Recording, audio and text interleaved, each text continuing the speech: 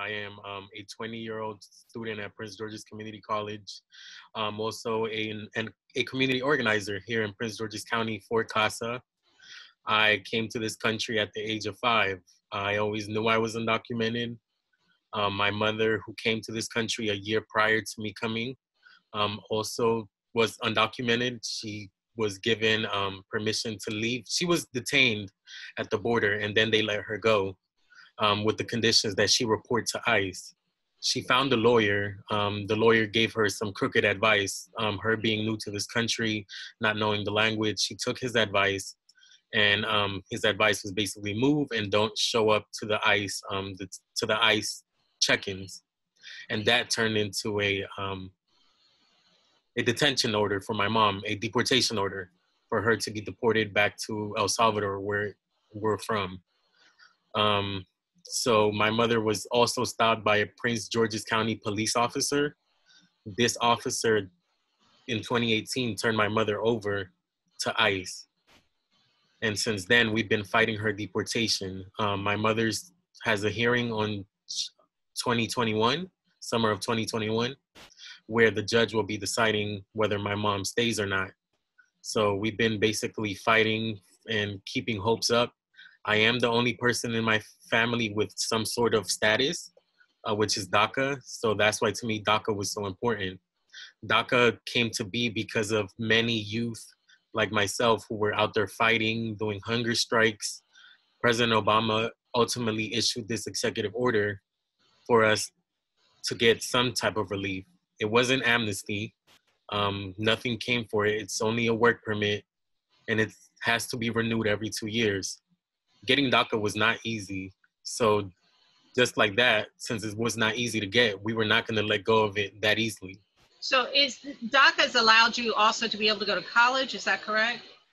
Yes, that's correct. DACA has allowed me to apply for in-state tuition here in Maryland because I know the Maryland Dream Act. During the time when I started going to community college, I did not fit in with the age requirement. So luckily I had DACA to help me out. So President Trump has his administration has tried to put a stop to this, to the DACA program. And the Supreme Court basically, in a surprise move, along with several other liberal progressive decisions they've made this week, has decided not to do it, at least not in the speed with which the Trump administration was hoping. But this is not over yet for DACA recipients. No, this is not over. We definitely want more. To us, DACA is a bandage to everything that we go through. We're demanding citizenship. We want there to be more. Right now, DACA is, like I said, it's only a permit that allows us a 2-year time period to, be eligible for work and relief from deportation. But the Supreme Court didn't rule that that ICE cannot come and deport us. That was not one of their rulings. So we're still kind of anxious about that. Like, what if Trump decides, to send ICE after Dreamers who've been here for all these years? So tell me, on a personal level, what is it like for you, your family, always having to live with something like this over your shoulder? It's very stressful. Like some days, like after a long day of either work or whatever it is, I come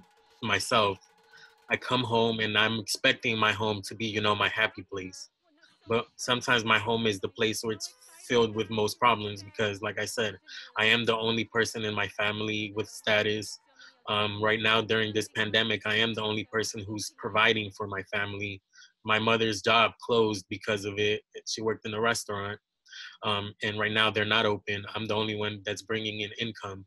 So it is stressful when stuff like home problems occur. It all weighs down on my shoulders. You expect your home to be the place where you can forget about all your problems. But to me, it's like, this is where I come and I have more stress than I would in the outside world. All right, Jorge Benitez. Perez, we want to thank you so much for joining us right now and telling us your story and how this has affected you. Thank you, Patricia. I appreciate you having me.